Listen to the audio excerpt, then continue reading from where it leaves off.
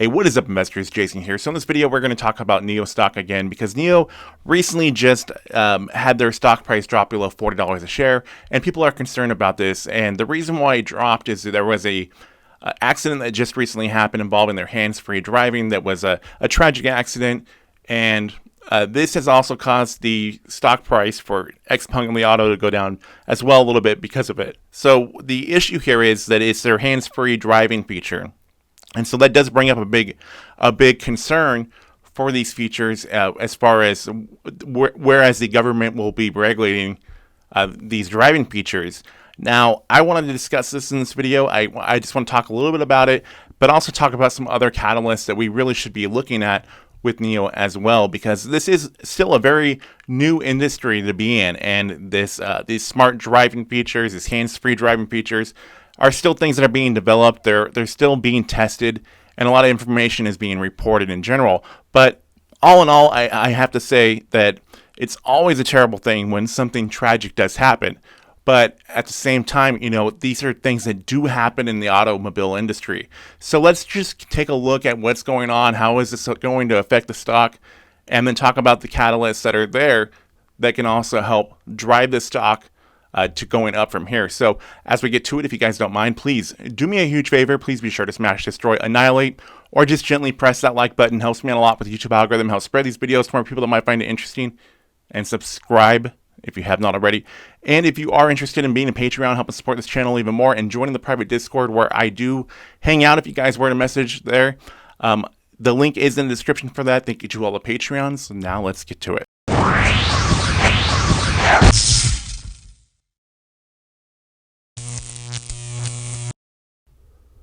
So looking at Nio Stock, how it has just recently dropped below $4 a share. This is where people are a bit concerned about the stock price because it did have that nice little bull run that it was on, and now it's taken a little bit of a pullback from it.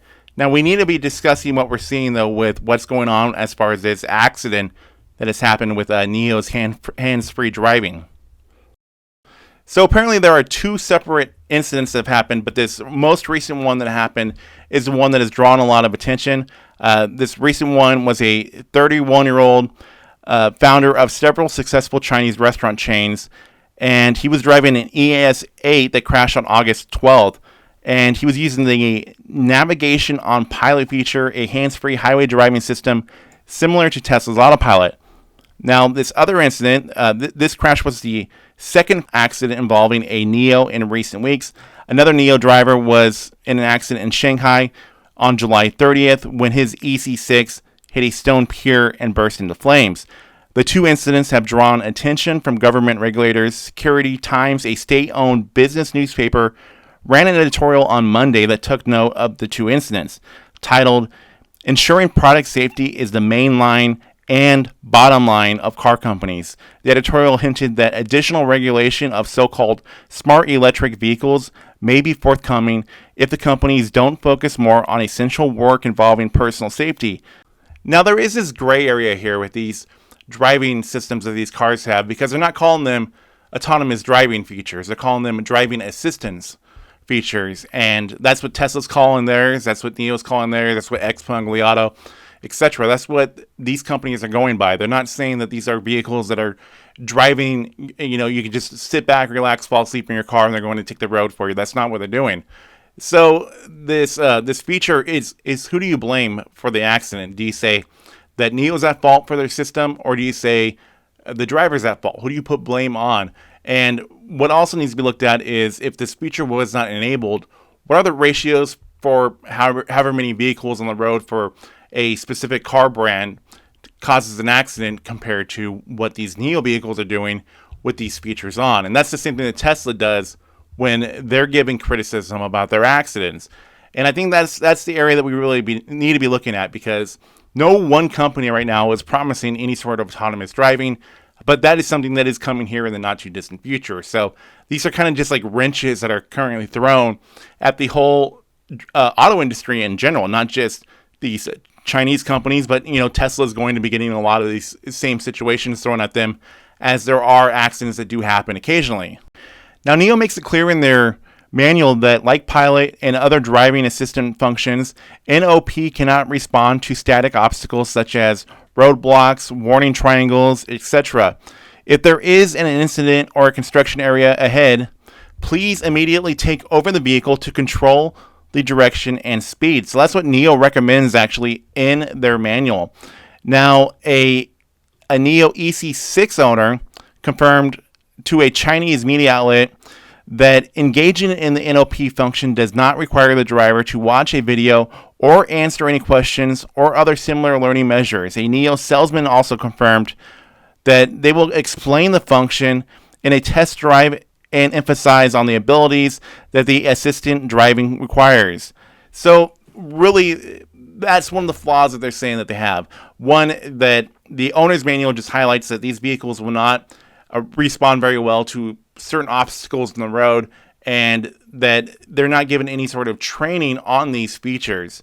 And what they're being compared to is the fact that Nio's rival Li Auto, they offer their drivers 2 lessons upon delivery. The first lesson, the user will be given a piece of driving assistance when picking up the car. After activating the car, the user must watch a video about the driving assistance function before activating the feature. Maybe that's what Nio needs to do, is to offer something that drivers can get that lets them know how exactly this program works, and watching some sort of training video, having some sort of measures put in place to prevent any sort of casualties or any other issues that could be happening.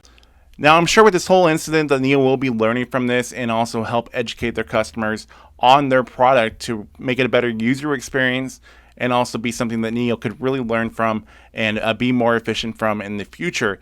Now, looking over at Nio's price forecast that the analysts are projecting for it, I still think that the analyst projections are pretty low if we're going off of the median. I think the price that Nio stock is right now, I think it's still very cheap in my personal opinion. I understand where their market cap is. I understand the size of this company, but at the same time, they are expanding what they're going to be doing as far as vehicle builds. I get it. There's a lot more competition out for this company, and there's more competition for like Xpeng and Li Auto and Tesla and all that stuff.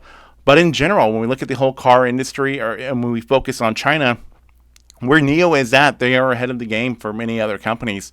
And the fact that their products do have some sort of subscription service that they offer. So customers will be getting some sort of payments that they'll be making to Nio. And that will be a consistent revenue stream that they'll be getting for years to come for each customer that they have, for the batteries as a service or for any other type of smart feature that this company does offer. So looking at what the analysts are saying, where they have a median price of $61 a share, a high of $92. I think that thinking around the high is a good idea, but I still think that we could easily see Nio stock going to $100 a share. That's my personal bullish expectations on it. Nio has hit a price that was above $61 before. I think that they can do that real easily. I think the catalysts that are coming up with the upcoming vehicles, with the ET7 and the factory expansion and the European expansion, all that stuff is really going to help out this company a lot, in my personal opinion. And I think that there's still a lot of growth to happen still with Xpeng and Li as well. And I think that there's plenty of room for all these companies to start selling vehicles, because the ones that are ahead of the game, they're going to be getting the lion's share of everything.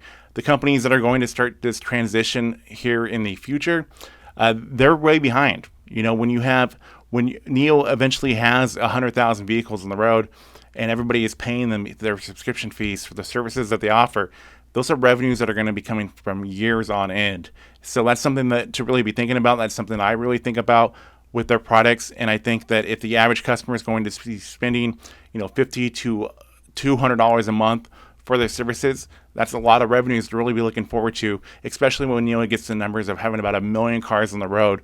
So bullishly, I think that there's a lot to come from this stock, a lot to come from the other Chinese EV stocks as well. So with that being said, I'd like to hear from you guys. What do you guys think about this recent news that has come out about Nio? Do you think that this is something that we should be concerned of, or do you think that the current dip that we're on, the price of stock being down from where it was at from its highs earlier in the year, is this something that we should be buying? So with that being said, please like, share, comment, subscribe. New videos coming out on my channel all the time. Thank you guys for watching. I'll see you all in the next video coming very soon.